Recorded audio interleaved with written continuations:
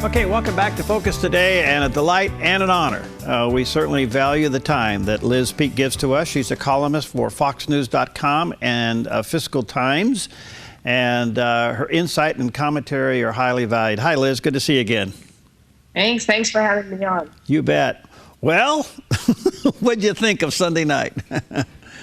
Well, I actually thought that Trump did okay on Sunday night. I think that Hillary probably expected to see a battered and bruised candidate sheepishly apologizing to the American people and kind of in full retreat mode. And I really thought we saw the opposite. Yes, he did apologize, but then he also, of course, staged that incredible introduction of the women who accused Bill Clinton of abusing them for the purpose not so much of shaming Bill Clinton, but shaming Hillary Clinton, who clearly went on the attack against those women, demeaned them, sullied their reputations, etc., in a really vicious way, none of which is terribly surprising, but it was sort of a heads up to people to rethink their condemnation of Trump for the very vulgar tape that was released. And the message was this: yes, I said some really bad things. Bill Clinton did some really bad things, and Hillary Clinton was complicit in that.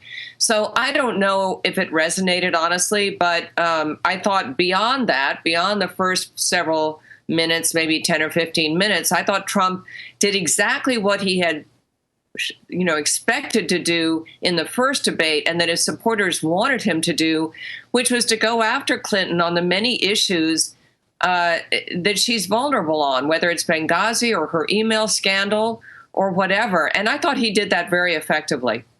Well, the first 10 minutes was the ultimate touche. Like you, I'm not sure if it all resonated with the American people, but it certainly sent a message to the Clinton campaign. You know what? If you're going to go down this road, I'm going to counter in a way that you may want to double think this. Do you think it ended it? I don't know. I hope so. Clearly, Trump is in bad shape, according to some polls right now. So the Clinton camp may decide that rather than risk more discussion of Bill Clinton's past and Hillary Clinton's complicit activity in that, they'll try and kind of take the high road here. I thought Hillary Clinton today or late last night had one of these comments about she thought a Trump supporter needed an intervention. It was the second time she's used that line. It's a really demeaning and insulting thing to say. Interventions are used when people have a drug problem or a gambling issue. They're ill, they need help. That's really not what you say about someone who disagrees with you. So Hillary Clinton's kind of back into feeling pretty smug, pretty confident. That's when she tends to make mistakes. And I think it'll be interesting to see whether her natural inability on the stump causes her some problems, causes these polls to narrow again. I wouldn't be that surprised. Okay, moving on a little bit, Trump did score some good points on some issues. And I just had Dan Celia on. I want to get your comments. He made the point very clear that he wants to change the corporate tax rate from 35% to 15%. What do you think of that, and what would be the impact of that? I think it's an important thing to do. Everybody is aware that, first of all, corporations don't really pay that high, our high tax rate, which is like 35% for corporations. That said, they spend an awful lot of money and effort trying to get around that 35% tax rate, which is simply money and effort wasted, right? I mean, it really opens the door to all those loopholes, all that lobbying expense, et cetera, and it's a corrupt system. So yes, we should have a lower tax rate, partly to stimulate corporate investment, because, by the way, that is what has been lacking in this recovery. Consumer spending is not in such terrible shape, but businesses absolutely have not been investing while President Obama has been in office. And I think there are a lot of reasons for that. But one of them clearly is that $2 trillion is being held overseas. It's completely dysfunctional, what we have now. We need to fix it. what I think is fascinating is, yeah, I think that would be a stimulus to the economy. What Hillary Clinton's talking about is the exact opposite. No one in my lifetime has been considered credible who argues for higher taxes to get the economy moving again. You can argue for higher taxes as a social justice issue, but not to reboot growth and to create jobs. It's completely laughable because it's just like her offering a new child care credit. She's basically trying to buy votes. It's the oldest game in the book, but it's not credible. And, you know, I think anyone who kind of thinks through these issues knows that that's the case. Do you think the American people understand what you just said? I was just thinking that, actually. I hope they do. Here is the group that I think is most influential by Hillary Clinton along these lines, and that's the millennials. The millennials, of course, she has gone after with great energy because they followed Bernie Sanders largely, those who were left-leaning, and they are still skeptical of Hillary Clinton. And I think you know, one of the great issues right now today is whether these WikiLeaks dumps have any impact on the race at all. And I think what's interesting is that millennials react differently than perhaps people our age do. For example, with the Trump tape that released of his very vulgar and lewd comments about women, a lot of women my age, who I used to work in a trading firm, for heaven's sakes, and let me tell you, I've heard a lot worse stuff on the trading floor than I did from Donald Trump. A lot of us kind of say, you know what, that's been around forever. Millennials, my kids' age and younger, are really shocked by it. And I think it's because in the workplace in particular, but also in their schools, they've had such training about sexual identity and sensitivity, and you can't talk to women this way. You know, I really feel kind of sorry for young guys because they don't even know if they're allowed to open a door for women at this point. It's so confusing to them. And they're easily confused. But anyway, you know, but millennials, on this with Hillary, I think are the people most likely to be disaffected by these WikiLeaks dumps showing, yes, they said to Sanders supporters, she said that she opposed fracking, but oops, she said to another group that she actually likes fracking. The same thing about trade and how she's for trade, but she's not for the TPP. You know, to the extent that the millennial group, which is something she really wants to get in her corner, is confused about economic policy, they're not confused about trust and honesty and truth-telling. And now they see Hillary Clinton as pretty conflicted on this stuff. So I think it'll have some impact. Just sticking with the millennials for a moment, I understand what you're saying, and I think it's spot on. One of the things that's confusing to me is that it was the millennials primarily, I think it was like 51% if I remember correctly, so don't quote me on that, that are of the 80 million that bought the book Shades of Grey. Yeah. You know, and I'm thinking, well, where's the balance in all of this? Well, and it's also the millennial generation that has bought into enormous amounts of pornography on the internet. I mean, let's face it, that is a huge industry.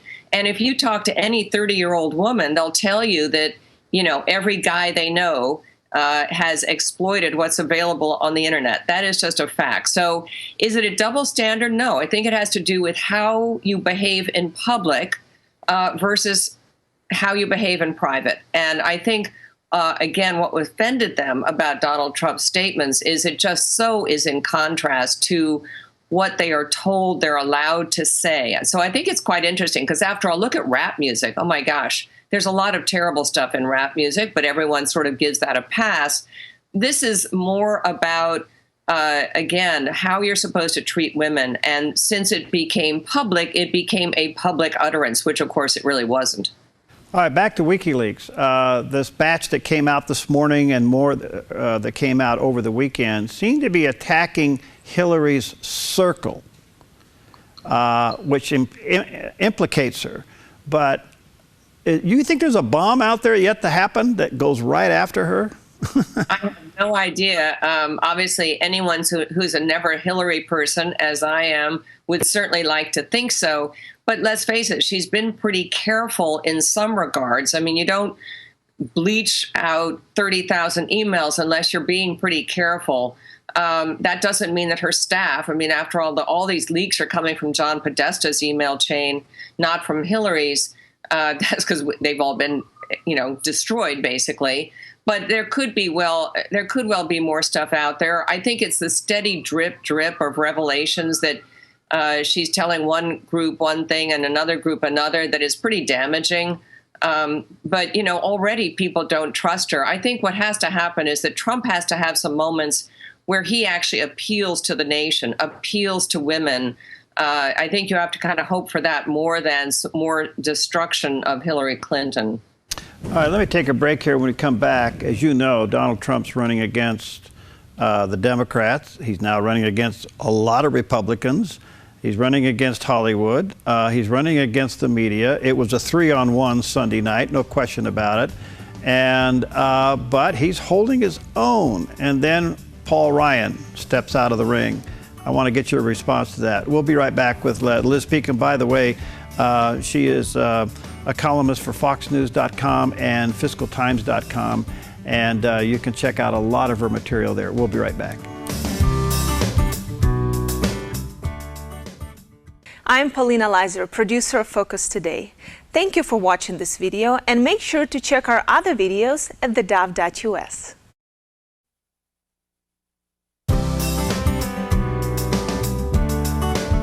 Okay, welcome back, and delighted to have with us today our good friend Liz Peek. She's a columnist for FoxNews.com and also FiscalTimes.com, getting her response to where the campaign is, where the presidential election cycle is going, and in particular Sunday night's debate. Liz, okay, Donald Trump is running against just about everything and everybody. And he seems to be holding his own in spite of all the stuff coming at him. In fact, Bill O'Reilly said last night on his show that he's got evidence now that 3 major networks have instructed their staff to go after Donald Trump. So this is an incredible battle this guy's involved in, and yet he's representing, I think, a sentiment in the United States as we've had enough of the nonsense. But Paul Ryan pulled out. Big deal or not? Well, I thought it was a big deal because after the debate, the shift, the focus of the news media kind of went away from the sex tape of Donald Trump made 10 years ago and back to kind of pros and cons of the debate. It seemed like Donald Trump had reasserted himself, gone after Hillary on some things that even the media had to deal with. And then all of a sudden, Paul Ryan steals the headlines again. And that, of course, gave the New York Times the ability to run a big front page article today about defections from the Republican leadership from Donald Trump's campaign. I thought it was extremely ill-advised of Paul Ryan, really damaging, and I'm actually kind of surprised. I like Paul Ryan. I think he's a smart guy. It's one thing to decide that you really don't like Donald Trump, and yeah, you're going to endorse him, but you're not going to go out of your way to help him. And the other, to make a sort of national statement to that effect, which, by the way, only can hurt Paul Ryan's supposed mission of trying to keep the House of Representatives in GOP hands. I mean, I don't know really what he was thinking. Maybe he said this thing, but he didn't really expect it to get the news media coverage that it got, although he should have known that as one of the 2 principal leaders of the party, he was going to be very much under the spotlight here. But if he's really interested in keeping the House and helping down ballot candidates, what could be more damaging than damaging the top of the ticket? I thought it was unbelievably stupid. All right, so fast forward. Donald Trump becomes president and the Republicans hold the House. I can't help but think he's voted out. I think he probably would be voted out. Remember, Paul Ryan took this job under protest, and it's been horrible even, some of the time that he's been in office, a short time, because you have this conservative flank of the party that's made life pretty miserable for him, as it did for his predecessor. I think he could be voted out. Maybe he doesn't really care that much. I don't know. Look, he obviously has presidential aspirations, too. He ran, after all, as a VP, and that's sort of a normal stepping stone to becoming a candidate. Perhaps he really envisions this this near the seeming collapse of unity in the Republican Party as opening a pathway for him in the next cycle. I think we're seeing, by the way, a lot of that. Mike Lee coming out and making a big protestation about Trump and talking about getting a new candidate. He wasn't talking about Mike Pence. My guess is he was back promoting Ted Cruz or maybe even himself. I don't know. But I think people are scrambling to position themselves here. And again, I thought better of Paul Ryan. I have to say, I'm a little disgusted with Ryan at this point. Mike Huckabee said yesterday on the air that the established Republicans are afraid of Trump, even if he wins. They don't really want him to win. Do you think that's true? I don't know. I mean, I would like to think that they are more concerned about the direction of the Supreme Court than whether their lobbyist friends will continue to fund their campaigns. But I have to tell you, I think the reason that Trump's campaign continues to generate, let's face it, big crowds, big excitement all across the country is because there's a lot of stuff that you should be repelled by in our political system right now. Doesn't matter where your politics are. I mean, the truth is there is too much money in politics. There is too much influence being spent or being accorded to the lobbyists in D.C. When you spend time, as I have, actually trying to understand what it is an average senator does during the day, it's pretty appalling. I mean, they spend an enormous amount of time doing nothing good for the country. And we can all agree that having Republicans kind of slow the wheels of government under President Obama has been helpful. But let's face it, folks, there are issues, many of them, that do need the attention of some leaders on both sides of the aisle, whether it's reforming Medicare and Social Security, something, remember that President Obama, in one of his more enlightened moments, convened a group to study. And when that group came out, a bipartisan group with some recommendations that would be politically unpalatable for Obama, he just walked away from it. We need leadership. And, you know, I think people kind of disgusted. That's what the polls show. I mean, what's Congress's approval rating now? It's like 9%. But by the way, the office of the presidency is like 32%. People are not happy. And that's why 67% of the country says that we're on the wrong track. I had Dr. Lamero on the other day. He's authored a book, The Greatest Days of America, and he said something was pretty interesting. What Trump has been to the Republicans and Bernie has been to the Democrats, that both parties are forever changed after this election. The Republicans will probably go more right, more conservatives, and the Democrats will probably go left, more socialistic. Do you think that's true? Well, I don't know that it's true. Honestly, I think it could come back to a leader. Hillary Clinton, one of the interesting things, of course, coming out from all the WikiLeaks revelations is that she isn't as leftist as she has pretended to be to get Bernie Sanders supporters to follow her. We all knew that was true. But now, you know, we read what she's actually said to the Goldman Sachs people and how she told the Deutsche Bank audience that she actually supports fracking, et cetera, et cetera. If she is elected president, which today seems more likely than not, I'm not sure she's going to be that left wing of president, and particularly if the Republicans still hold the House of Representatives. She'll have problems for sure, backing away from some of the very liberal agenda items that the DNC promoted at their convention. But nonetheless, I think probably we'll find that she is not as left-wing as we think. So I'm not sure I do agree with that, actually. Okay. And Trump is not a hard right candidate. He's sort of a one-off. You know, some people are even saying he's actually an independent. He doesn't really toe the line on a number of conservative issues. And when he does, such as in being anti-abortion, you kind of get the sense it's a check-the-box item for him. I don't think he really has much interest in abortion policy. So I don't consider him a hard right candidate at all. That's pushing him. It's the hard right that's pushing against the establishment. It's the hard right that say no to the corruption and has got him to where he is. Can he abandon them? I'm not sure it has really. And I don't think that's really a totally accurate representation. I consider it more blue-collar workers, middle-class workers across the country who are fed up with political correctness, fed up with loose borders and immigration policies that they feel have disadvantaged their wages. excuse me, trade deals, ditto. I don't think this is a conservative agenda. I mean, conservatives never really took much of an issue on trade policy in the past. That's not really a big thing for them. Yes, borders being tight. Yes, they have been vocal about that. I think the conservative movement in this country kind of got re-energized during the stimulus years, in the wake of the stimulus and a lot of big spending in D.C., very concerned about fiscal issues. That then sort of died as the deficits began to decline. And there has always been this core of social conservative values, and politicians who ascribe to that.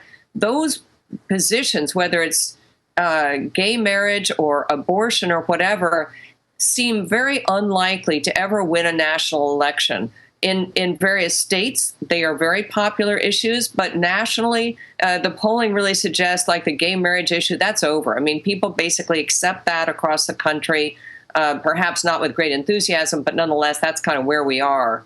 So I think it's more, I see over the next 10 years, by the way, a real second fiscal crisis. I think that our debt's going to begin to balloon if interest rates go up. All of a sudden, people are going to be aware of the cost of that debt, which has so far been insignificant, really, to our bottom line. The country really needs to take a hard look at this, and that'll be what generates a new generation, I think, of conservative thinking. Very good. Let's go to Nafta real quick. Trump has campaigned pretty hard and aggressively against it, pointing out all of its ills. And, of course, that is the product of Bill Clinton's presidency. And I have to tell you, when I ran for Congress and lost by 749 votes, but who's counting, NAFTA was an issue that got shoved down my throat. I was against it, but those in Congress were very much for it. Where do you think we are with NAFTA? Well, I think it's not likely to disappear because there are many, many big corporations, and probably small ones too, who really depend on outsourcing to Mexico. We have a huge trade deficit with Mexico now because car companies in the U.S. and others use a lot of parts manufactured in Mexico. It's really the only way that American manufacturers have been able to lower their average cost of goods sold to be able to compete with products coming out of China and Vietnam and so forth. So I don't think it's going anywhere. It could be changed around the edges to be maybe more fair to people, entities in our country like agricultural producers who've been disadvantaged by it. But I don't think it's going to disappear. All right. Before I run out of time, of the two tax plans between Donald Trump and Hillary Clinton, which one do you think has a better chance of paying down the debt? Well, I think probably neither, honestly. I don't think Hillary Clinton's will stimulate the kind of growth we need to see revenues climb. And I don't think Donald Trump, I think, is pro-growth, but I'm not sure that the kind of individual income tax rates he's talking about are realistic if we want to pay down debt.